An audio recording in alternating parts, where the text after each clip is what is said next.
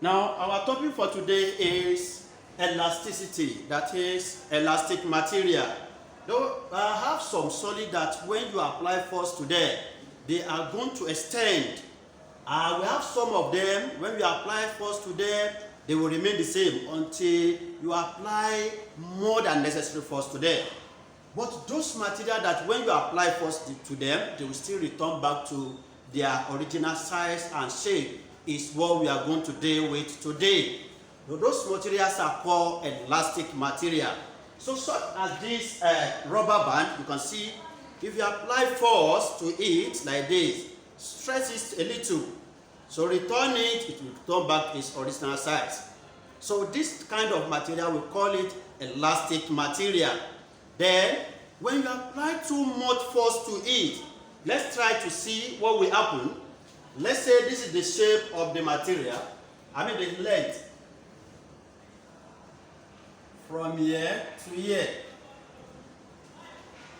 So when we apply the force to it like this, then release it. Go and measure the size again. So it maintains the size, the length. But by the time you apply too much force to it like this, so it will not return back to its original length again. This means you have exceeded its elastic limit. You can see it now. It's now longer than its original size. And that is what we end the topic for today. That is, when too much force is applied to an elastic material, it will not return back to its original size. And that is what will lead us to Hooke's law, that says that when a force is applied to a material, the extension is directly proportional to applied force, provided that elastic limit is not exceeded. Then, all those elastic material that we are talking about, what will now happen to them? What are the stages that we are going to come across when you are applying force? Let's try to see it through this spiral spring.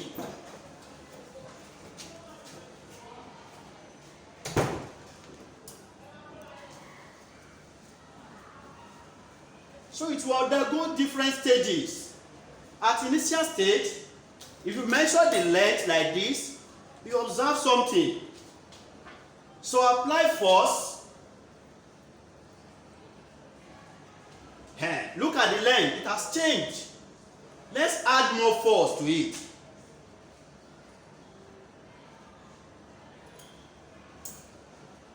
You can see there's increase in the length. Let's add more force.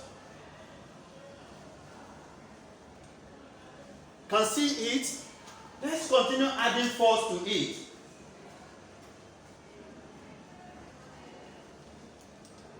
Yes, there's also increase in the length. So from here you can observe that the more the force you apply, the more the extension.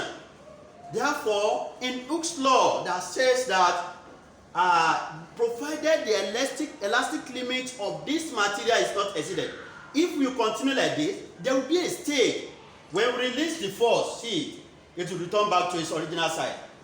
Apply the force, it will expand. Release the force, it will go back to its original size. But when the force is much more than what it can retain, that is, when you exceeded its elastic limit, it will not return back to its original size or shape.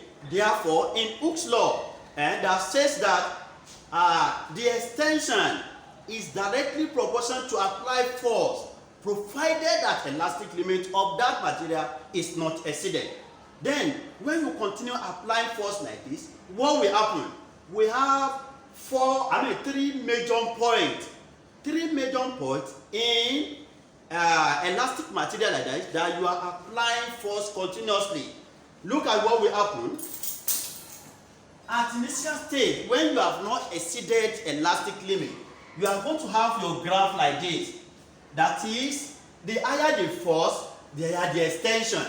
Therefore, we are going to have until the extension will reach what? Proportionality limit. That is, when the load will not be proportional to to extension again. That here, it means the higher the force, the higher the extension. Now, let's go to the full graph of it. The graph of load against extension. For this place, from here to here is what I brought here. Therefore, from here to here, it shows that as you are applying the force, you are going to have corresponding extension. Now, when you get a state, immediately after this proportionality limit, what we now discover is that when you apply force, the extension will not be proportional to the applied load again. Then, in that state, you are going to have elastic limit. So, at elastic limit, it means you have that particular material has already reached its elastic limit. What will now happen when you add more force to it? It will reach its yield point.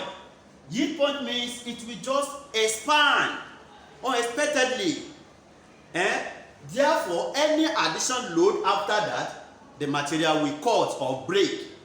So, immediately after elastic limit, the next stage is yield point.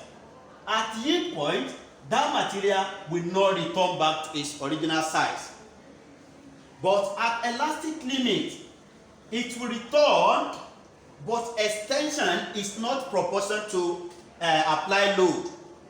At proportionality limit, from initial state to proportionality limit, the load is proportional to extension. Elastic limit, that is the end of expansion of that material. It will return back to original size, but the extension is not proportional to applied load. But the yield point, it will not return back to your original size again or shape. Then any additional load after yield point, that material will break. So this is the graph of load against extension for any elastic material. Now, this will now lead us to Hooke's law that says that provided that elastic limit of the material is not exceeded, the load applied is proportional. That is, the load is what mentioned in Newton. That is the force applied. The force applied very directly with what? Extension E. Extension E. Therefore, when you have this, what will happen? Immediately you move with this, you replace it with equal to and constant. Therefore, F is equal to KE. Where this constant this time around is called stiffness of material or elastic constant. Therefore, K is equal to F over E. That is force per unit length. Force applied to cause a unit extension. This constant, stiffness of material or elastic constant, can be defined as force applied to cause a unit extension in a material or in elastic material. So the next topic will be Young modulus and energy in elastic material.